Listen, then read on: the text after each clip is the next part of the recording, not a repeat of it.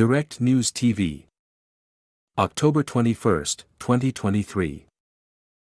Israel-Gaza War, Israel strikes West Bank refugee camp. An Israeli airstrike has hit the Jenin refugee camp in occupied West Bank, the Israeli army has confirmed.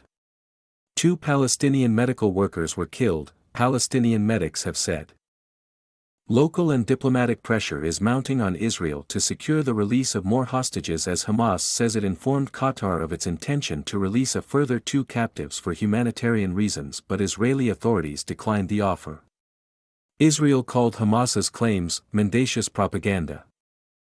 Arab leaders at a summit in Egypt condemned Israel's bombardment of Gaza and demanded renewed efforts to end the decades-long cycle of violence. Red Crescent trucks carrying food and medicine, but not fuel, started entering Gaza from Egypt. It is unclear if more will do the same on Sunday. At least 4,385 Palestinians have been killed in Israeli bombardment on Gaza since the Hamas attack inside Israel, which killed more than 1,400 people.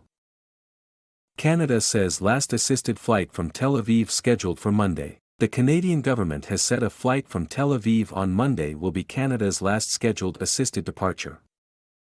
In a statement, Global Affairs Canada said that many Canadians have successfully left Israel, and that demand for departure flights had been decreasing with commercial options for flights departing Tel Aviv becoming increasingly available. We also continue to work around the clock to secure a window for Canadians to exit Gaza, Melanie Joly, Canada's Minister of Foreign Affairs said. The Canadian government has been communicating with Canadians in Gaza about windows for possible exit at the Rafah border crossing, she added. Doctors in Gaza warn babies at risk as fuel supplies run out. The fast-depleting fuel supplies in hospitals in Gaza is putting the lives of 130 premature babies in imminent danger, according to the Medical Aid for Palestinians, MAP.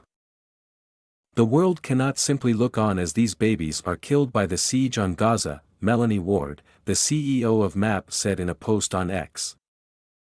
Israel confirms airstrike on Jenin refugee camp. The Israeli army has confirmed they've carried out an airstrike in the occupied West Bank. We spoke to eyewitnesses in the Jenin refugee camp. They told us they'd heard and seen an F-fighter jet, which took a lot of people by surprise because it's rare for Israel to carry out airstrikes in the occupied West Bank.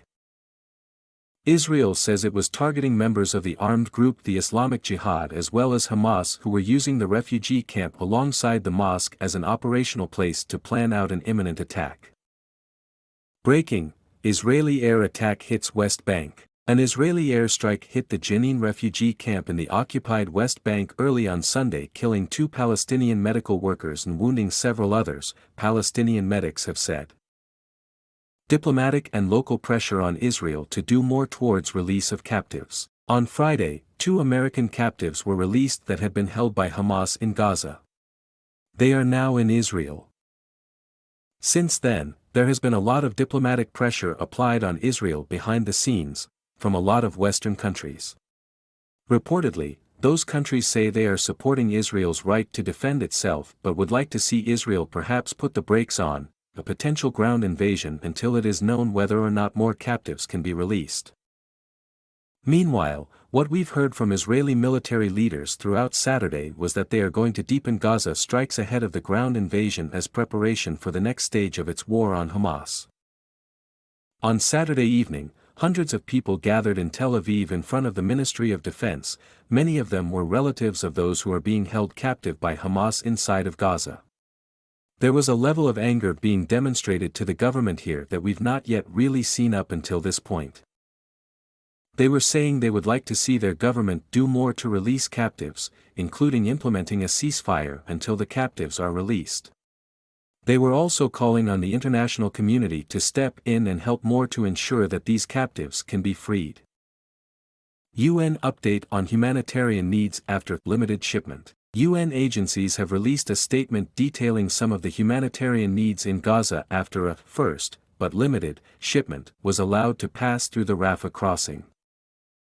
The statement from the UNDP, UNFPA, UNICEF, WFP and WHO said that people in Gaza are being denied their right to protection, food, water and healthcare.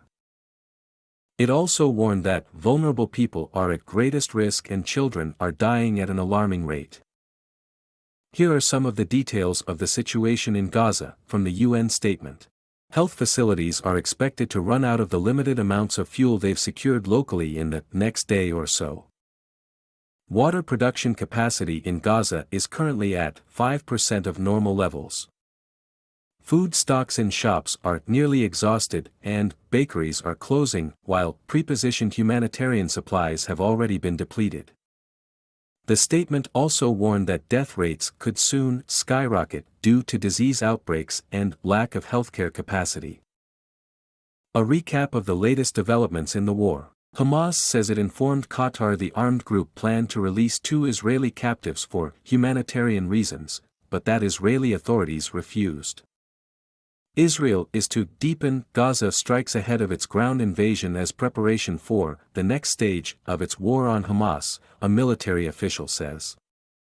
Lebanon's Hezbollah says 6 of its fighters have been killed in one day, bringing the total of Hezbollah members killed in the current escalation to 19. Thousands of protesters around the world, including some 100,000 people in the UK, have taken to the streets to express solidarity with Palestinians, calling for an end to Israel's bombing campaign in Gaza. Red Crescent trucks containing food and medicines but no fuel have begun entering Gaza from Egypt. Aid groups say the 20-truck aid delivery is nowhere near enough.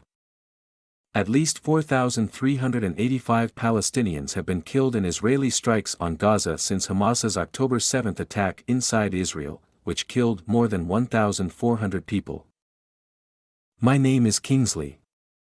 Please like, share, subscribe and hit that notification bell so you can be the first to be notified whenever we post. You won't regret it.